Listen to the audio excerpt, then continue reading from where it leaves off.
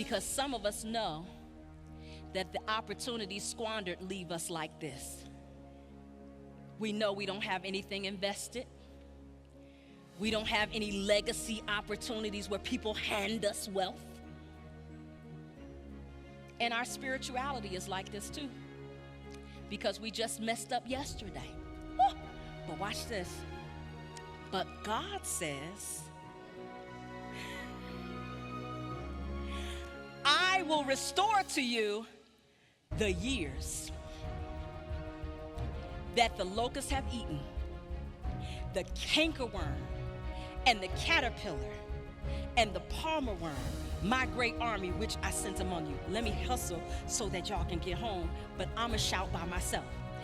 The English word that I use, restore, comes from a Latin word. It means to renew or repair, right? It just means to stand something upright, something that was broken, a table that had a leg that was broken. We find a way to sit it up. So if I put a brick under there, if I put a piece of wood under there, once I find a way to stand this thing up, it is restored. But this word, restore, is Latin. Which means it is not the word that God uses in this passage. Y'all ready? The word that God uses is shalom. It means to make whole or complete. Y'all ready?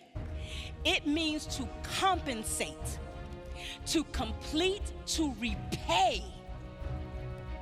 Y'all not ready? So in the context of Joel 22:25, God promises to compensate and to make up for the years that the locusts have eaten. He's restoring or compensating for lost time or damage. Give me 2 seconds. In the workforce, who gets compensated? Somebody. Why do you get a check? Because you work. You did something. But here is God compensating people who didn't work. Y'all feel me? You see me? God is saying, I am giving compensation to you for the time you stayed out there messing up.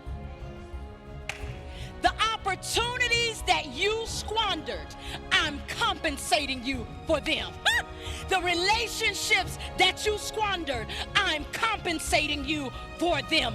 I'm giving you back what you would have had if you had been on the path the whole time. In fact, I'm going to give you some things that you didn't even know to do on that path. I'm giving you it all back. I'm compensating you. And it's important to understand that when God restores us, He doesn't restore us like humanity restores. We pay the least amount in order to use the cheapest material to do what we need to do, just the most basic job in order to get it done and move away. No. God is going above and beyond. God is doing things that we don't deserve, that we haven't earned, based on God's own goodness. So if I had gone to college at 19, I believe I would have been in the C-suite by now. God is saying that I can put you in the C-suite tomorrow by myself. Woo! I believe that if I had been saving for the last 20 years, then I could afford to buy a home. And God is saying, I can give you a home today. God is saying, I can put you in rooms that you don't even know exist, where people are discussing you and you don't even know their names.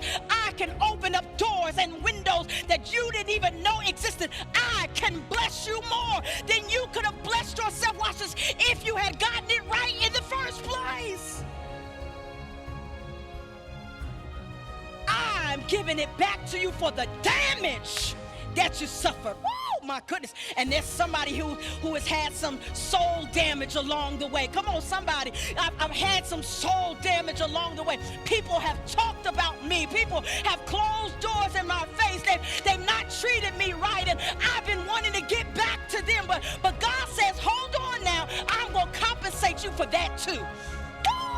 I'm going to compensate you for the way that they held you out of the social circle. I'm going to compensate you for the way that they tried to make your name fail on the floor. I'm going to compensate you for what they tried to, what the devil meant for evil. God turns that thing around for good. Oh my goodness.